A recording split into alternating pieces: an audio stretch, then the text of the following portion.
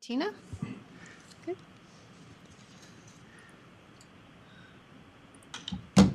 We're set. All right, welcome everyone to our weekly business meeting. It is April 25th, 2023, and the time is 2:06 p.m.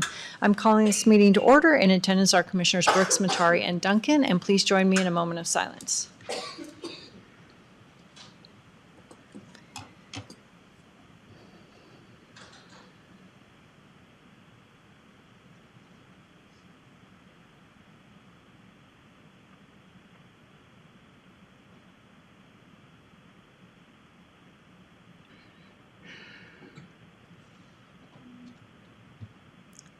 All right, and now for the pledge.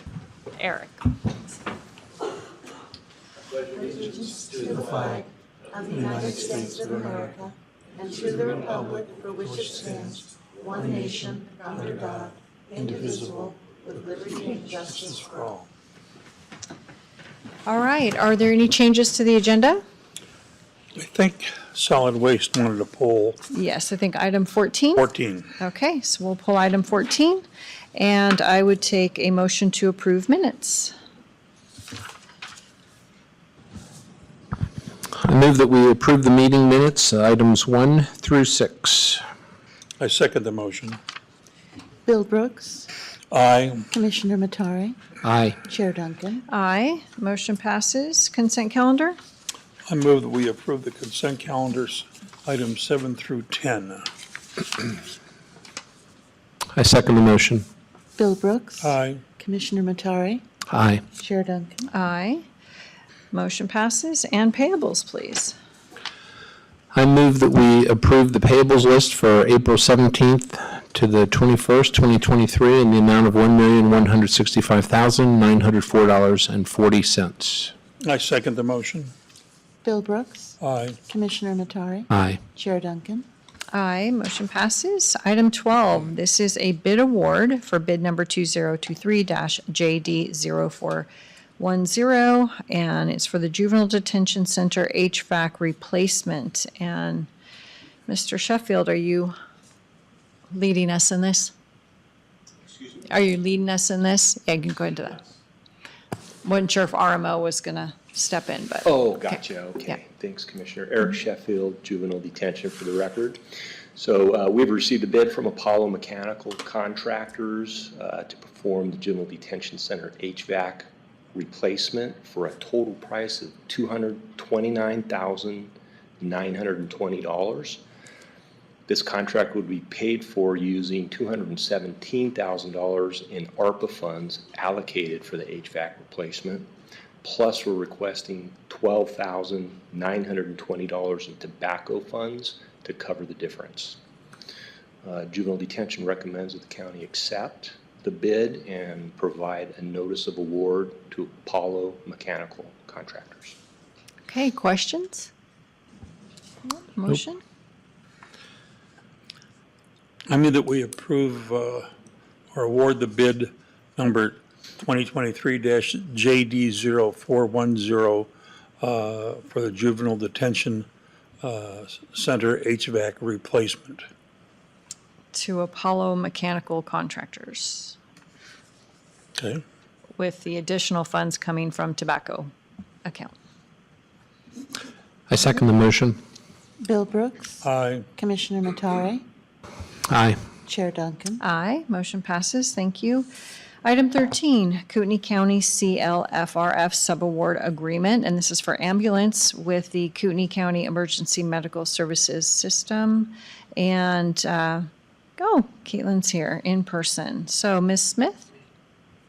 Caitlin Smith for the record. This item is the agreement between Kootenai County and Kootenai County Emergency Medical Services System for the subaward of $1,031,872 of American Rescue Plan Act funds.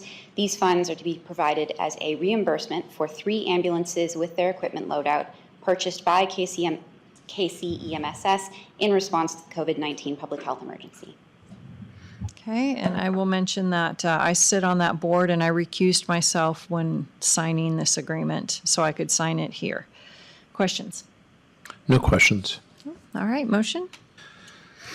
I move that we approve the Kootenai County CLFRF sub-award agreement in the amount of $1,031,872. I second the motion. Bill Brooks. Aye. Commissioner Matari. Aye. Chair Duncan. Aye. Motion passes. Item 14 is pulled. And item 15, board approval request appropriation of fund balance for construction projects in our district court clerks division. And Callie and our clerk Locke. So did you guys receive our memo in the business meeting packets? So we've been working with Building and Grounds, Greg Manley, to look at our space in our records room. We've been scanning those documents over the last 6 to 7 years, and we now are able to have more space and move those shelves out to move our records department all in one area. We're going to be able to fit 10 people in there. And then in our scanning area currently, we're trying to provide JJC to come back here and work closely with us here. And so we're asking to move the fund balance that we have in the restricted fund 45 district court fund. We have about $880,000 sitting there. And we're asking, after the projections that Greg gave us with a 10% contingency, to ask for $39,456.85. Okay. And this is more in the center of the location. It's not the stuff on the west side? No, it's So the, Well, the supply room where we're kind of making the new JJC, that is central, but then everything else would be on that west side. so is it going to be affected by the construction? No. Okay, just want to make sure we're not spending money to redo things That's that are not more- going to be changed. Yeah, that's further like North. east north. North? Yes. Okay, great. Questions? Nope. All right, motion. I move that we approve the request for appropriation of fund balance for the construction projects at district court and records. I second the motion for $39,456.85. Bill Brooks. Aye. Commissioner Matari. Aye. Chair Duncan. Aye, motion passes. All right, item 16, grant agreement 20WFM, and this is for Kootenai, a memorandum of understanding in Veteran Centennial Park, hazard fuel treatment with Idaho Department of Lands, $25,000, in-kind match of volunteer hours of $2,500. And Ms. Westbrook, are you on the line? It's actually Jody Beasy. Okay. She will be taking it on. Thank you. Sure. The Memorandum of Understanding MOU between the Idaho Department of Lands and Kootenai County is intended to support the Veteran Centennial Park Hazard Fuel Treatment Project. The grant amount for the project is $25,000 with a required in-kind match of $2,500. The project area is 7.5 acres. We are seeking board approval. Okay, any questions? No questions. All right, motion? I move that we approve the grant agreement number 20WFM-Kootenai from Idaho Department of Lands and for $25,000 for the Veteran Centennial Park hazard fuel treatment with a match of $2,500 in volunteer hours. I second the motion. Bill Brooks. Aye. Commissioner Matari. Aye. Chair Duncan. Aye, motion passes. Item 17, contract approval for full-scale exercise contractor with our Office of Emergency Management and Welsh Resources LLC. Sarah? Good afternoon, Sarah Long for the record. Today I have for you an agreement to hire a contractor to assist with the full-scale exercise that we're planning to do in 2024. The contract is in the amount of $5,700, and funds have already been budgeted through the State Homeland Security Grant. So I'm asking for your approval of the contract. All right, questions? No questions. I move that we approve the contract for full-scale exercise contractor, Kootenai County and Welsh Resources LLC and OEM. I second the motion. Bill Brooks. Aye. Commissioner Matari. Aye. Chair Duncan. Aye, motion passes. All right, item 18, board approval request, Kootenai County Jail Pods build-out and estimates, and Captain Miller. Good afternoon, Commissioners. Stu Miller for the record. I was told that you guys wanted to hear the estimates for the build-out of the 2 vacant pods that we currently have. Got a hold of, I think it was LC. Sletton? Yeah. And they reached out to Sletton, so LC was the one, architect was the LCA? one that designed it. originally, our expansion, they reached out to Sletton, who was our contractor last time, and asked them for some estimates of what it would cost to build out the 2 pods that we currently have that are vacant. As designed, the estimate would be $7,652,956. And those are, he gave us actually 2 estimates because I asked for 2. Those are for lockdown cells as that space was designed for. We also asked for a dorm style, what it would look like to see if it would add a significant number of beds. That estimate came in at $2,963,584. And the bed space for the cell version of lockdown was 54 beds. The dorm space was 57 beds, so it's a 3-bed difference, essentially 6 beds between the 2 pods. So a couple of things on that. Just one, our facility doesn't need dorm space. It really needs the lockdown space. Yep. I know the cost is significantly more. However, I would also need a rough estimate of 1/3 more deputies to staff that many people, because they'd be in a pod. You'd have basically 60 inmates running free in a pod that would need extra security for that. And so the ongoing cost would be expansive, above what it would take just to staff those 2 pods.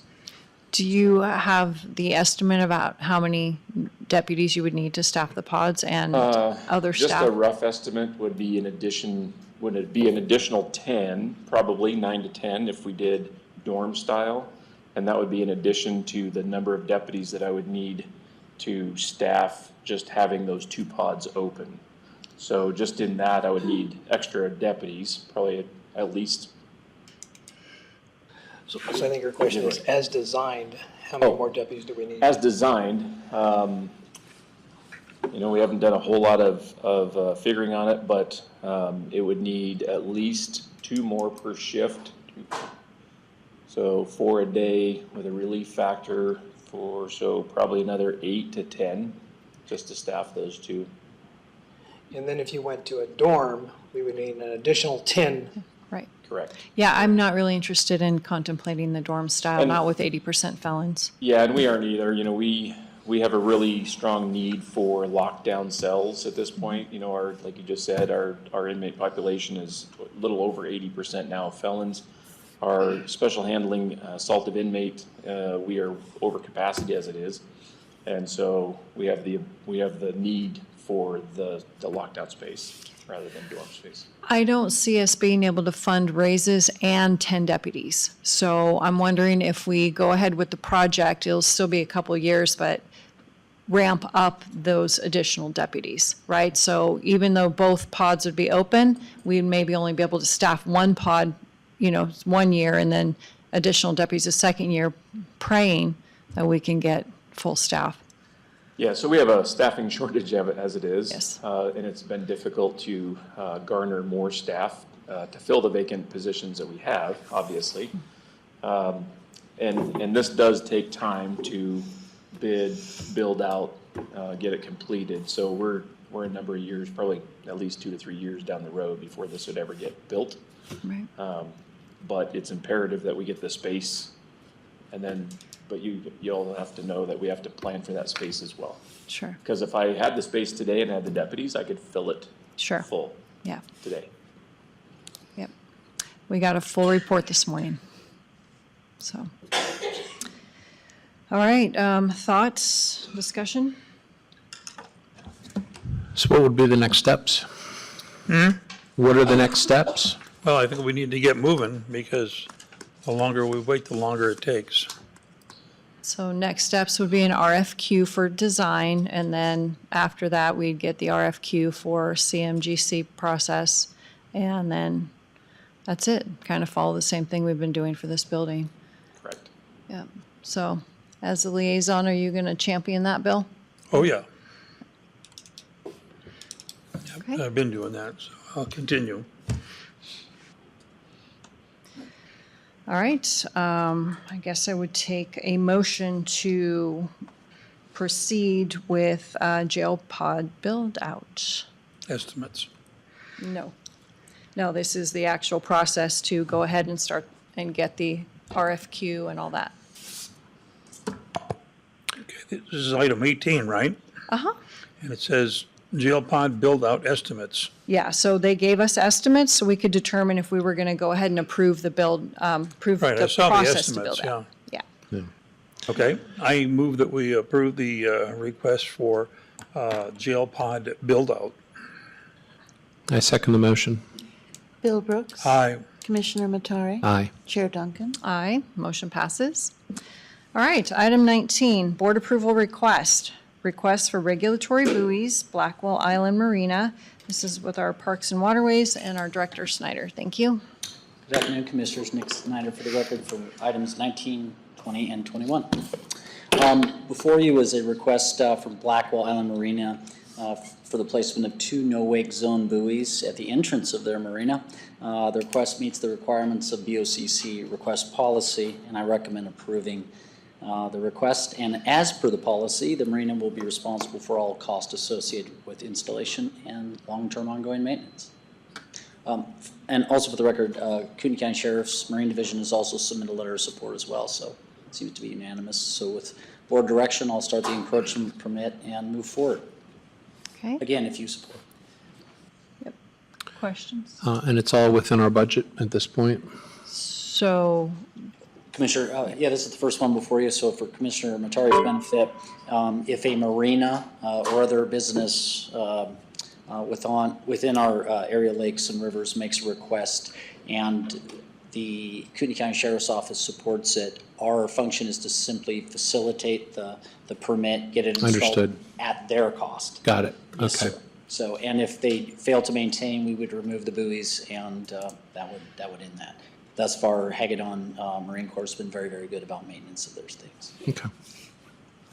No questions. all right, motion? I move that we approve the request for regulatory buoys at Blackwell Island Marina with Parks and Waterways. I second the motion.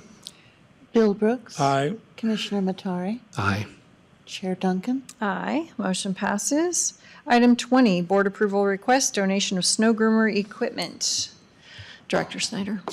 Thank you, Commissioners. Per my memo dated April 14th to the board, the Snow Groomer Department has no need of 2 drag implements, and Shoshone County Snow Groomer Program would appreciate the donation. Those implements are uniquely designed to groom snowmobile trails and would not serve any of our other departments' needs. So that said, I would recommend the BOCC consider donation of those implements to Shoshone County at no cost. And for the benefit of the board and for the auditor's office, who's president, they're not on the county's asset list. They were given to the county a long time ago by the state. I've checked with the state. They're not interested in receiving it back. It's specific to grooming, so there's no strings. With board direction, we would like to donate those again at no cost. Okay, thoughts, discussion, No, I'm good with that. motion? I move that we approve the donation of the snow groomer equipment to Shoshone Snow Groomer Program. I second the motion. Bill Brooks. Aye. Commissioner Matari. Aye. Chair Duncan. Aye, motion passes. Item 21, Resolution 2023-44, surplus equipment and asset deletion, again with snow groomers. Mr. Snyder. As the board might recall, the department recently purchased 2 snowmobiles with the intent to retire 4 snowmobiles. That's what's before you, are those 4 snowmobiles, Commissioners. And my request to the board on dated March 15th was that those proceeds from the auction sale be placed back into operations in snow groomers. So with your support, we would appreciate that motion. Okay, and these are donated from KCSO. Correct. Yep. Yes, ma'am. Well, we did purchase one of those from KCSO, and they donated the others, so yes. Okay, questions, motion?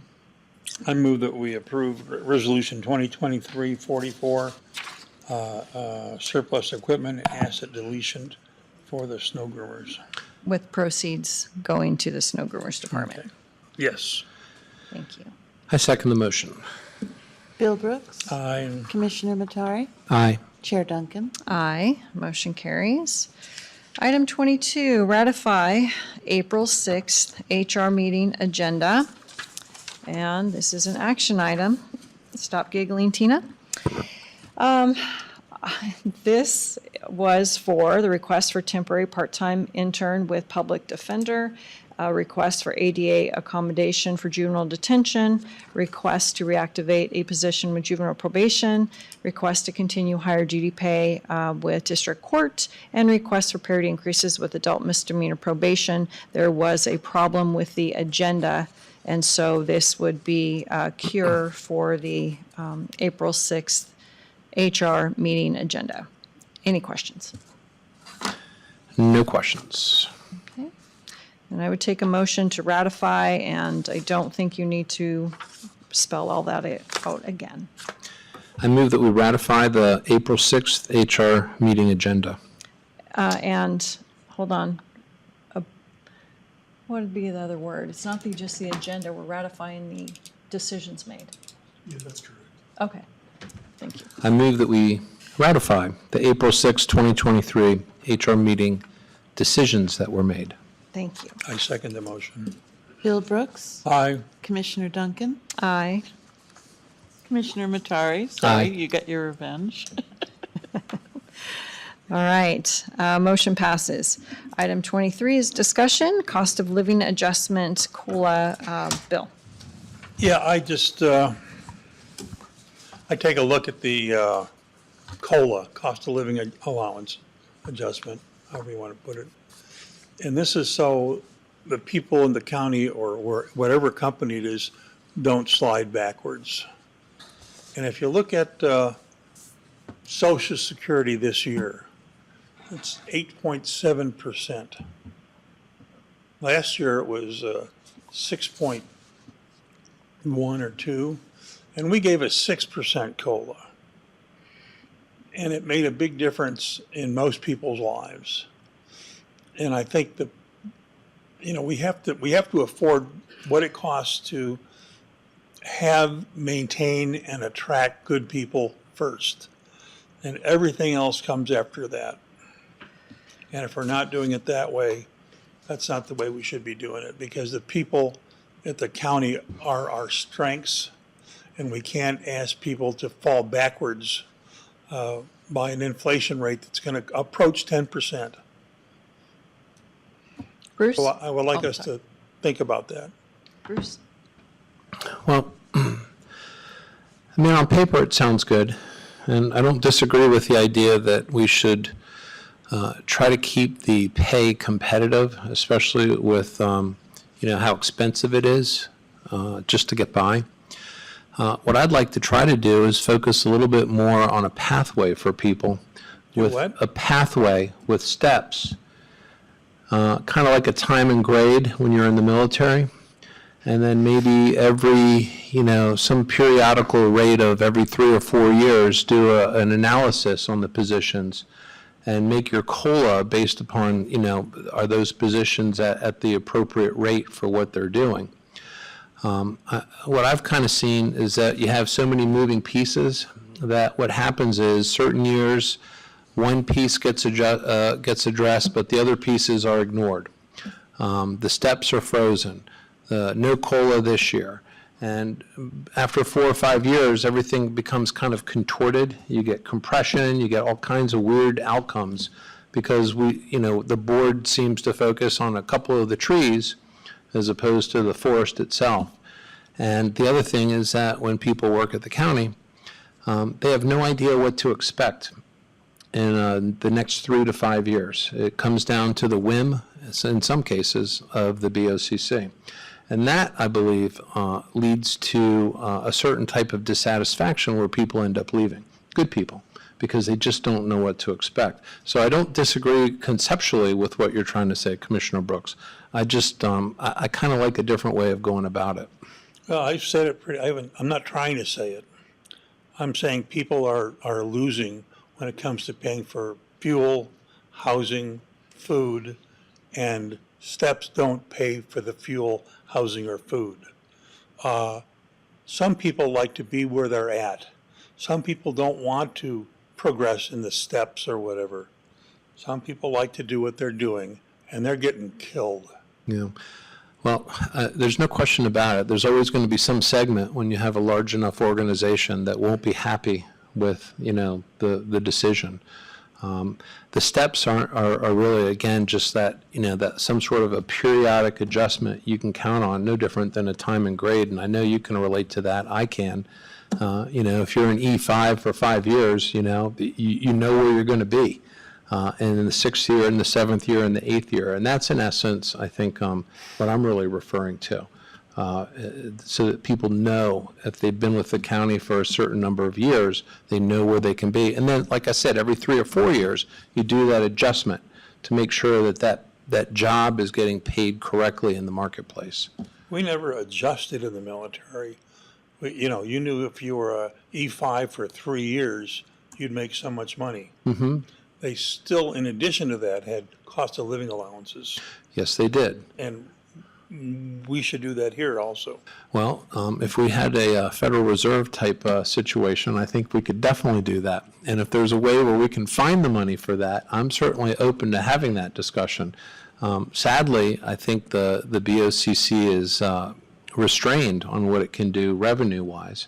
And I hope this budget cycle we can make a difference at least on the fees and not have to put some of the cost on the homeowner. And maybe we can free up enough money that we can look at something I like hope that. so, before we start building courtrooms for judges and chambers for judges, that we take care of people and their groceries. Yeah, the only problem with that is that's courtrooms one-time money. ARPA can't use it for ongoing salaries. And so we have to use taxing authority for ongoing salaries, not one-time costs. So talk about job satisfaction. I think there's going to be a lot of people who are going to be happy with new space and better working environment. So I would have to agree with Commissioner Matari at this point.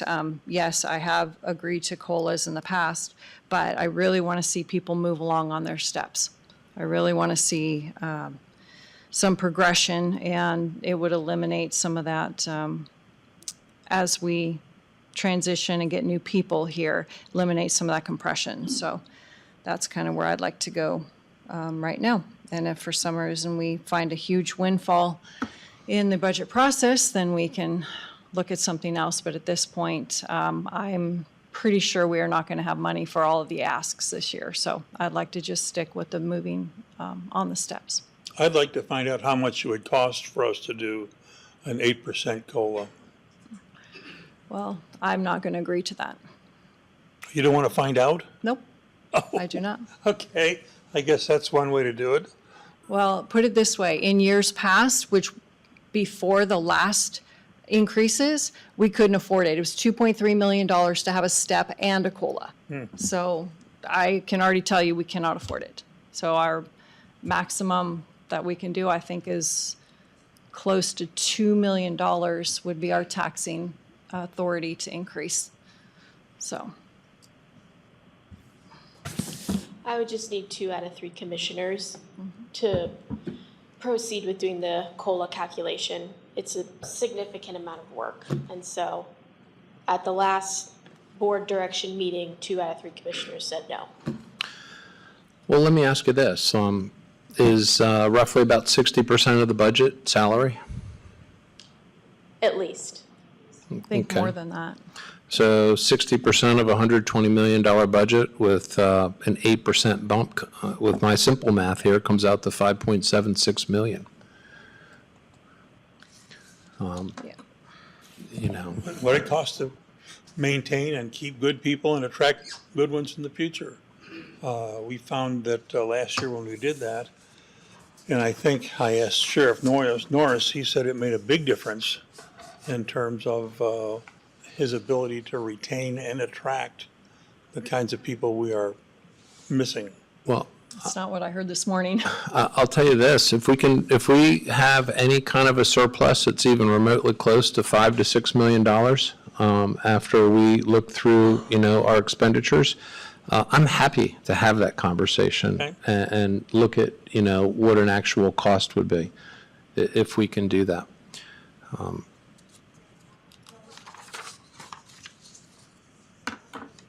that's where I'm at with that. Okay. Unless anyone else has anything else they'd like to say. Nope, I'm good. All right, facilities expansion. I got some timelines. So nothing's changed about the summer and August, but it looks like if we can get everything going the way it's projected, move-in date could be between February and May of 2025. So that's all I have to say about that. Okay. Questions? Impact fees, where are we at, Bill? No place that we weren't last week. Okay, where are we supposed to be? Well, according to Ann Westcott, it's not a big hurry. We're waiting for the coroner to get some numbers together, and that hasn't happened, so. Actually, we received them today, Corey, or yesterday? This morning. Thank you. Well, I Yep. haven't received them. All right, so we'll make sure that you and Ann get a copy of that. And, all right, our last item, which actually we may be able to remove, only being here 1 week, the prosecutor immediate space needs. They are actually looking at expanding their current footprint on the second floor of the old courthouse. So they're going to have building and grounds, talk to them and see what that cost might be to get them some relief. So, any questions on that? All right, then I will call for public comment. Anybody change their mind and want to say something? Nope. Nancy, anybody online? And no. All right, 2:37, meeting adjourned. Thank you all. Thank you.